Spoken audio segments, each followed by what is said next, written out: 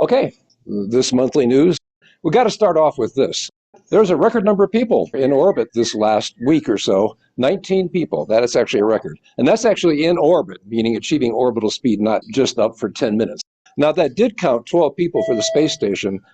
During that period, the Russians launched a Soyuz craft up there with 3 astronauts, 1 American, 2 probably Russian. But once they crossed the von Karman line at 60-some miles, that started counting too, because they were already going to be in orbit approaching the space station. And then, of course, they actually got there. So they had 12. Chinese space station has their contingent of 3. And then there's the Polaris Dawn mission, which was a standalone launch going up quite a bit higher than the space station. And we'll talk about that next. This was a privately funded mission done on SpaceX. 4 astronauts go on a Crew Dragon, launched by a Falcon 9. This was launched on September 10th. They haven't come back yet. They're probably due either today or tomorrow. I'm not sure exactly when. They went up 1,400 kilometers, which is quite a bit higher than the space station. That's actually a record. Other than the Apollo moon missions, the highest anybody has gone. Usually when you go up on these craft, you automatically think, oh, they're going to the space station. Actually, they didn't go to the space station because they were just zooming much higher than that. And the one thing in particular was they got a lot more radiation. When they're up at that highest altitude, you're in the Van Allen radiation belt. I think they got something like maybe 6 orbits for that. They didn't continue after that, but they did want to collect some data. There's still a lot of concern about how much time astronauts can really spend in the higher radiation environments. And so they came back down around 700, 750 kilometers. They then did the spacewalk.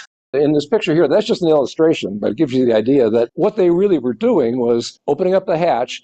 The entire capsule then is under vacuum. So there's no airlock on this thing. This is basically just the Dragon capsule they normally go to the space station with.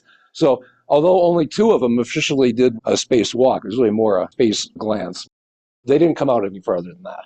But anyway, all 4 of them, in effect, were subjected to the same conditions. They had to be because there's no airlock, so the whole thing is at vacuum. And this is sort of the money shot. You'll see this one everywhere. It's probably going to be an iconic picture for the rest of the year. Mostly what they were doing is really testing out the new spacesuits. These are new spacesuits. And so what they were doing was, they're raising the arm, they were rotating and trying to see what kind of limits would be imposed because, like I said, it is a new spacesuit. Now, it is based on the ones they're using to go to the ISS, but it had to be beefed up to handle the more temperature extremes and so on. A question came up. Why did SpaceX build their own spacesuits rather than going to a traditional vendor like Collins? Yeah, they have several parts of their philosophy, and you're all familiar with a lot of the philosophy, like minimize number of parts and reuse everything. There's another part, which is mass production.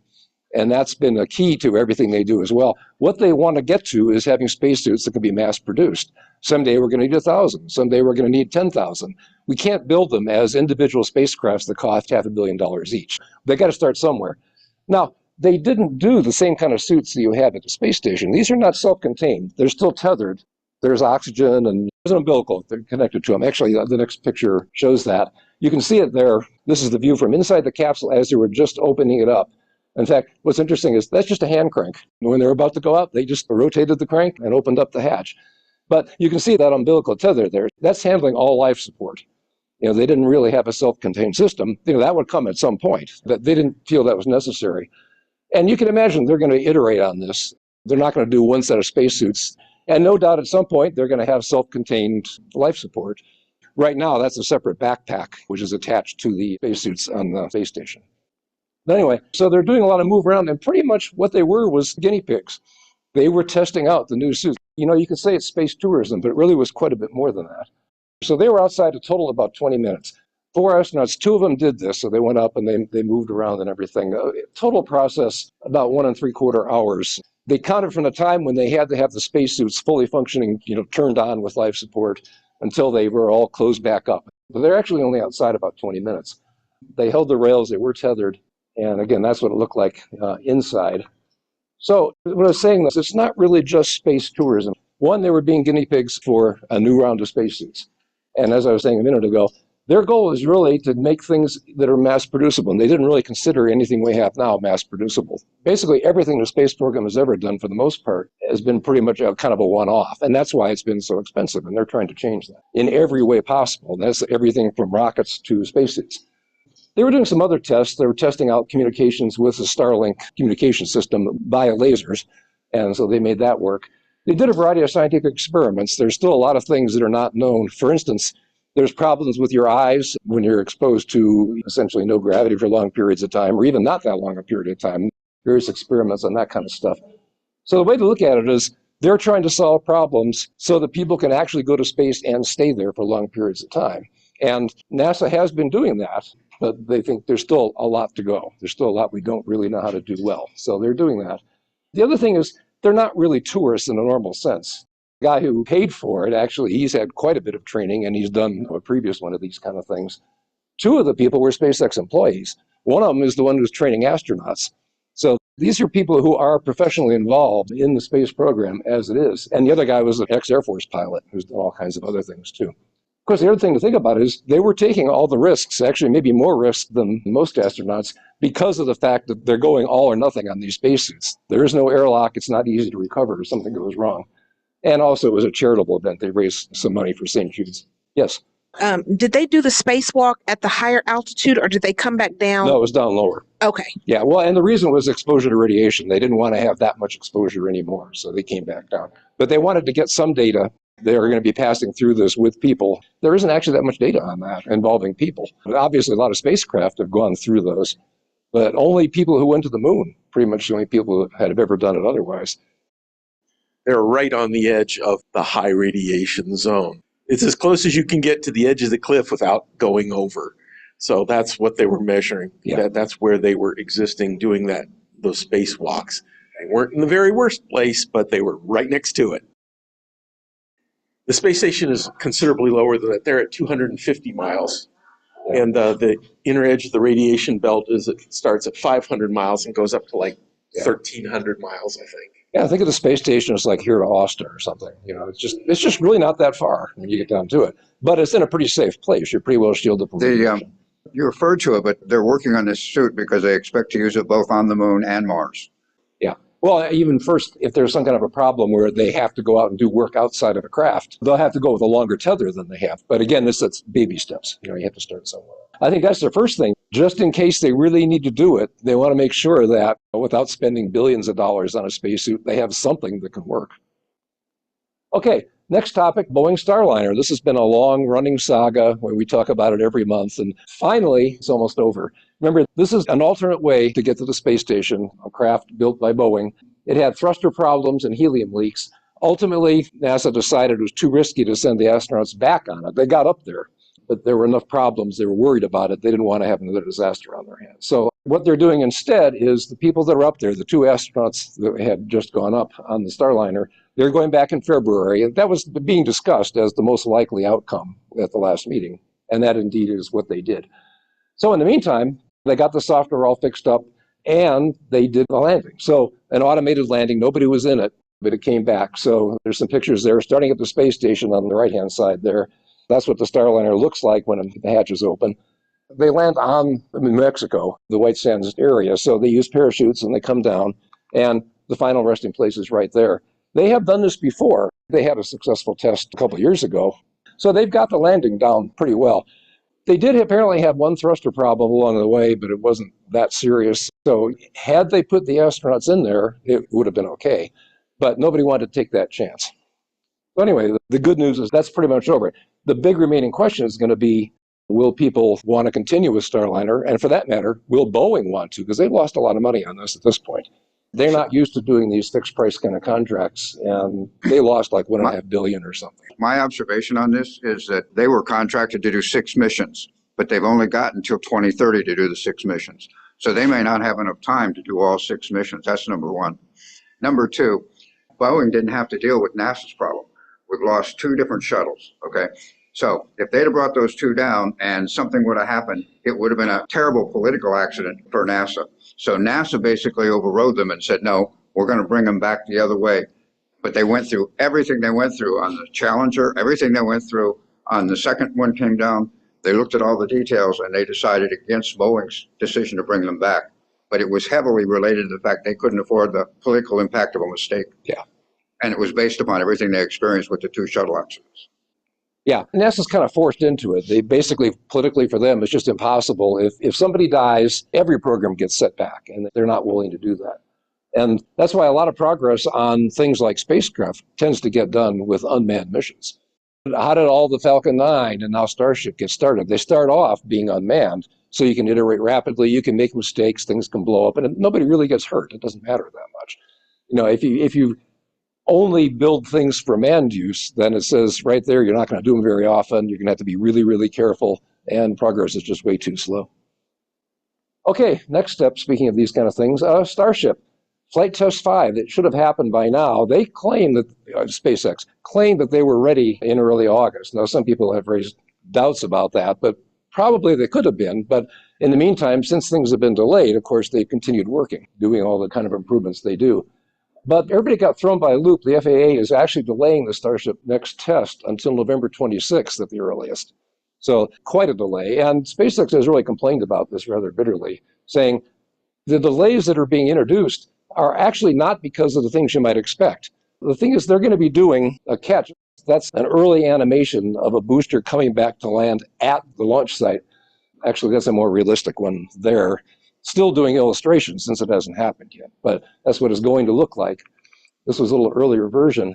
But they're complaining, they're saying the biggest risk here is associated with the fact that you're bringing back a rocket and landing it. That's the big risk.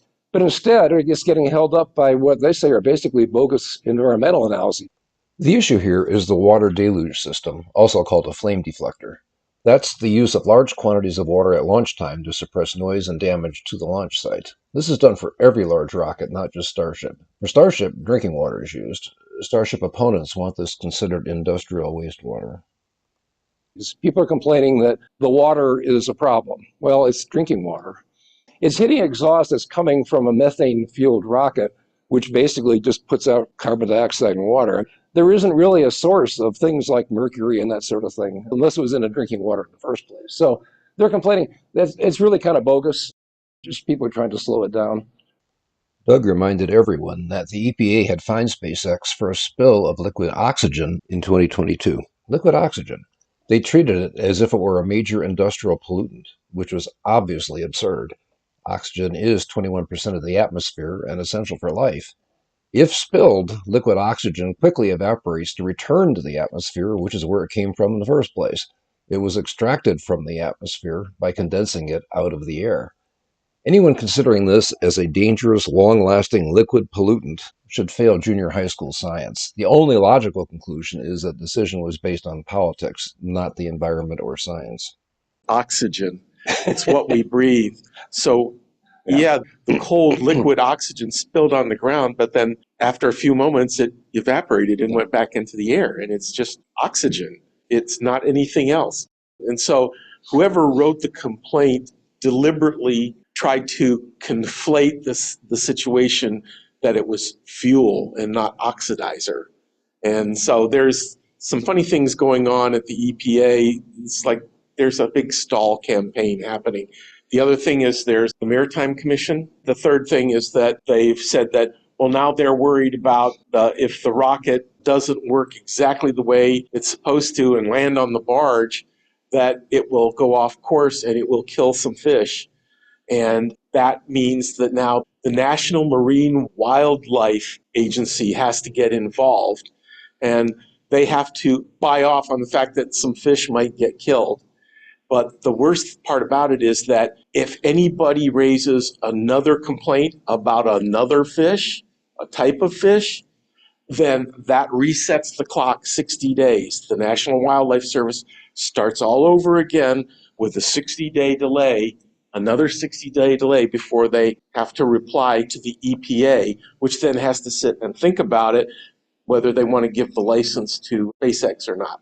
So it's every day someone can send a complaint to the EPA and say, oh, by the way, have you considered the sand crabs?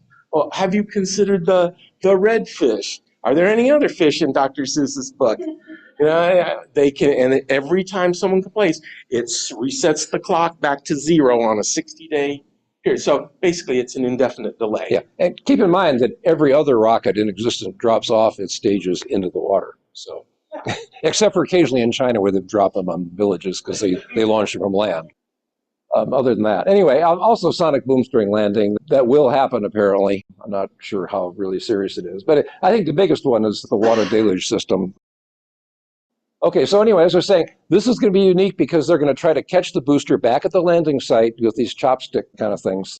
Kind of related to this, though, Musk around the same time had actually said that he thinks they're going to be able to launch something to Mars in 2 years. Now, that's uncrewed, obviously. They'll probably try to land there. It may crash, but at least they're trying to make progress in this. This prompted a question about how many automated rovers we've sent to Mars or elsewhere. The U.S. has multiple ones, quite a few. We've never done it on the moon. We're way behind China on that one. But on the other hand, we definitely have done it very many times on Mars. There's at least 2 big ones that are active right now. There's still Perseverance, which has been there like, 4 years or 3 years or whatever. And there's another one called Curiosity. That's been exploring Mars for the last 12 years. It started in the Gale crater and then started climbing Mount Sharp. These 2 rovers have similar designs. They each weigh about a ton and are about the size of a car. And they're getting spectacular pictures and still uncovering things. I mean, they're actually getting a lot of good scientific data still. Question here. I'd heard that 6 starships were going to Mars. And B, what is Musk transporting to Mars? Well, maybe another Tesla. I don't know. For the question about 6 starships, that might be referring to a later mission with a crew, where pre-positioning of supplies would be needed. This prediction of a launch in 2 years is new, and I haven't seen details, but it seems much more likely to be a test, mainly to prove that Starship could get there, and probably to identify problems that might come up with landing. That's a different environment, with a limited atmosphere, but an atmosphere being there and lower gravity. Anyway, that only takes 1 Starship. As far as what to send... Basically, something that is probably not really worth very much. You can just send up some bricks and sand in a rocket if you want to, but you might as well send something dramatic. Earlier, they did a Tesla, so... That would be really funny if it sends another Tesla. Then another Tesla, yeah, why not, Oh, okay, so moving on. SpaceX did have a Falcon 9 booster landing failure, and that was the first one in 3.5 years.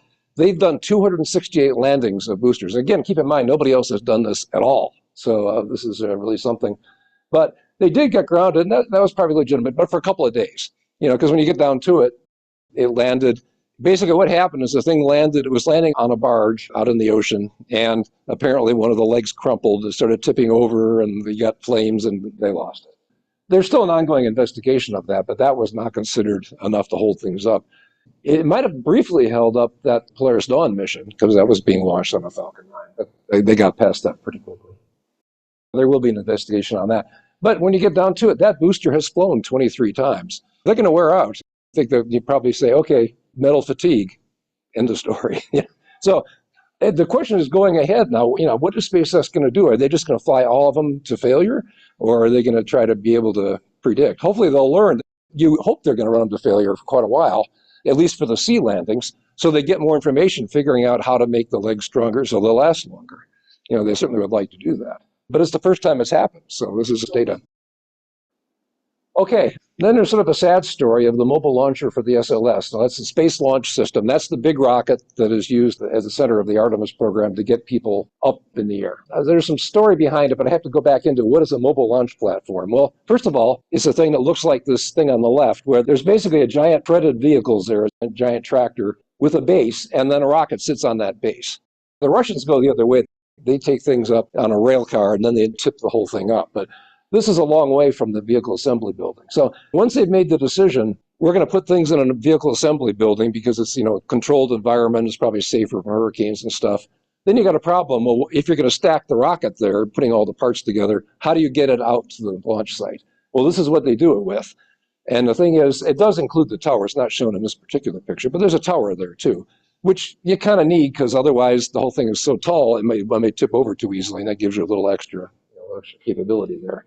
So but anyway, the platform includes the tractor, it includes that base that's there, and it also includes the tower. That was from a 2015 picture. That's what the mobile launcher looks like. In that case, the tractor had actually already gone away. It's not in there anymore. Anyway, so the first one was built actually back under the Constellation program a long time ago, which had gotten canceled. It was left over from 2010, upgraded a little bit. And it's been used. The Artemis 1 mission used this, and the next 2 missions will as well. However, they're upgrading the SLS. It's bigger and heavier and taller, and this just won't work for that. So they needed a new one. This one didn't work out so well.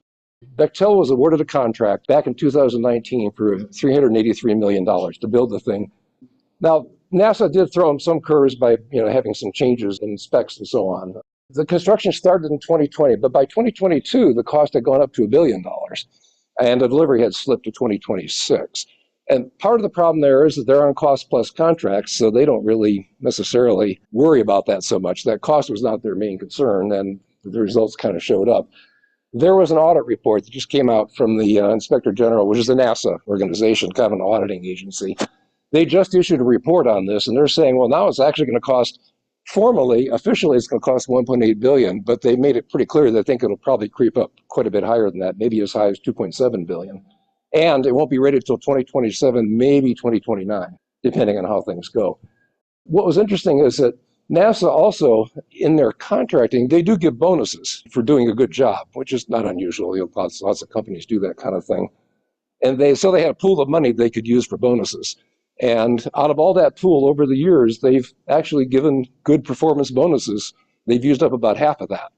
I would say that particular program maybe isn't being managed well. That's kind of a controversy going on right now. They blame mostly Bechtel, which is the main contractor here, and a little bit on NASA itself for not managing it better. But given the structure of the cost-plus contract, their hands are kind of tied. Okay, different topic. The VIPER lunar rover, we talked about this one before. This is the lunar rover that was going to go and do some prospecting for mostly ice, but water, basically, on the moon near the South Pole. First one to actually try to go down into the craters where the ice might actually exist and really prove that it's there or not there. Kind of a major thing if you're going to actually try to build any kind of bases and civilization on the moon at all. You're going to need to know this. But Crosshat also escalated on this for a variety of reasons, and NASA ended up killing it. Kind of surprising a lot of people that they did, because there was about $84 million left to spend out of the over $600 million that was costing so far. Anyways, they had killed it. That did cause a lot of consternation in the space community. Most people didn't like that too much because they thought this was actually a pretty important mission, even for Artemis, and this is managed ultimately as part of the Artemis program. So NASA, they were originally just saying, well, okay, you can respond, we'll give you a couple of weeks, let us know if you want to take it over. They relented and they said, okay, we'll give you till September 2nd to respond to give us proposals for what we can do with this thing. If you'll take it over so that it doesn't cost us any more money, you can have it.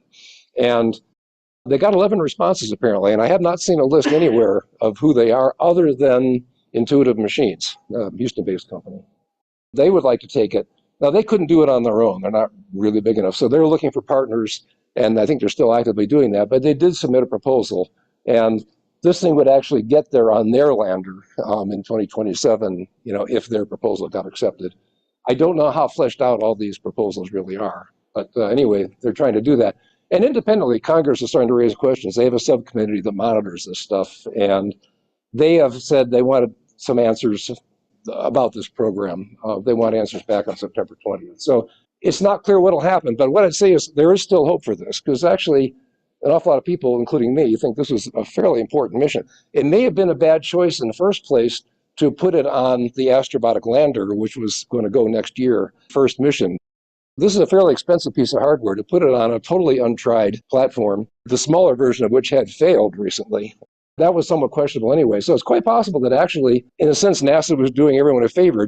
Maybe they realized that it was not going well enough at astrobotic. You're never going to know the background. So I don't want to throw too much criticism at them because they probably know a lot more than we do. And maybe in the long run, if they can get Congress to refund it, will work out quite well. A question arose. Who built VIPER? Actually, NASA built it. I'm sure there are lots of contractors involved, but fundamentally, this was actually their own product. And it was essentially done other than mostly testing. Part of the problems were that the lander, which was going to carry it there, that had gotten delayed multiple times.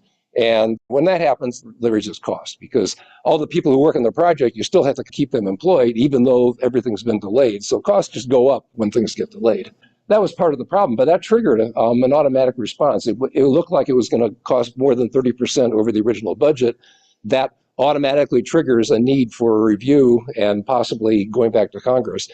What people were questioning was, why didn't NASA fight harder to get the money? And I think actually what may happen is they might, after all this is said and done here. NASA has a problem right now. Their budget has been pretty flat for a while, or maybe in real dollars declining. Things do have to get cut. And so maybe some of us would have thought it was a little bit hasty to cancel this particular thing, but fundamentally some stuff has to get canceled. The money is just not there without going back to fight for it. Everybody says space is hard, and usually you're thinking technology, but the reality is the politics of space is hard as well. And there's always going to be politics because you're spending public money. And there's always going to be more programs you're going to try to do than you actually have money for. Okay, other topics. We've talked before about satellites communicating directly with your cell phone with the normal frequencies so that it's essentially transparent to you. Another step forward on this, AST Space Mobile, they put up the first of their production satellites that'll actually do this. Now, they had done prototypes, and prove it out with smaller system, but now they're putting their actual satellites up. They'll need at least 45 to 60 to actually have realistic service. AT&T and Verizon, along with Vodafone and Orange and some others, are partners with them on this. And AT&T has at least gone on public record as saying that when there's 45 to 60, they'll actually make this part of the service. Initially, it'll be more or less what Apple has done with Globalstar. More for emergency messages than anything else, basically filling in coverage where the land-based cell towers just aren't there. But the initial one, you can only do like an hour a day in the US, so it's really just up there kind of for test purposes. This is really actually your normal cell phone 4 or 5G kind of signals. But Starlink, they are the main competition in this. It kind of came out of nowhere in a way. They had this agreement with T-Mobile to do the same kind of stuff. They already have 175 satellites up there that can do this now. They're rolling it out much, much faster. They had to add extra capabilities to the existing satellites, and that's why only 175 do this. But that's still a whole lot more than anybody else is going to do. So this is definitely coming, and it'll be interesting to see how it plays out, because we got a lot of major cell service providers like Verizon and AT&T that would rather not be dependent on Starlink if they can avoid it, whereas T-Mobile is all in on it.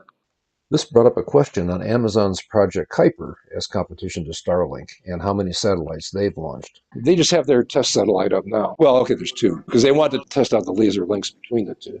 I'm going to talk about them later in a different context. They have plans for this huge network to rival Starlink, but they really haven't built it yet. Okay, the last thing is just what's coming up in launches in space. Well, a big one, of course, is the crew going to the ISS with the 2 empty seats. We talked about that last time. This is because of the Starliner problem. Hera, that's an interesting one. Remember, we went and we blew up an asteroid, sort of, as part of the planetary defense kind of studies with the DART mission. So there were pictures taken of that, but everybody kind of wonders, well, okay, what's that like a couple years later? Did a lot of those blown up pieces kind of come back together? How badly was the asteroid itself damaged? The Hera mission is going to go find that out. They're going to go take pictures of that asteroid. So that's an interesting one. The Europa Clipper is a big one, heading to the Jupiter's moon. We've talked about that a little bit. That's coming up pretty soon. Blue Origin, their New Glenn first flight, probably November. Originally it was going to be October, and I think now it's slipped to November. One thing that's happened is NASA got nervous. There's a couple of small satellites that were actually going to go to Mars being launched by the New Glenn. Obviously they had their own spacecraft to get them once they got past where the New Glenn could get them. They pulled back on that. They thought it was just going to be too risky. They were worried about schedule. They were afraid that they wouldn't make it on time. Mars is a place where there are optimal times to get there. Every 2 years, you got a window when it's really easy, relatively easy to get there, just based on the orbit of the Earth versus Mars. And that's every 2 years, and they were afraid they wouldn't make it. So NASA pulled out of that. Starship, we talked about the Flight Test 5. That'll come no earlier than end of November. Now, there's another lunar South Pole mission coming up from Intuitive Machines. That's going to be probably January. And we're still awaiting Dream Chaser, which is another alternative for getting to and from the space station. And we still don't know when that's going to happen. That'll just be for cargo, not for people short term anyway. That's it. Other space-related videos or slide presentations by me are available at the link shown here. That includes a list of videos at my YouTube channel, so you can view them or subscribe for notifications about future videos. These presentations are mostly made as part of the meetings of National Space Society's North Houston chapter, and the link to that is shown. Topics like these are presented as part of a monthly news segment, and there are also lots of other interesting speakers and open discussions.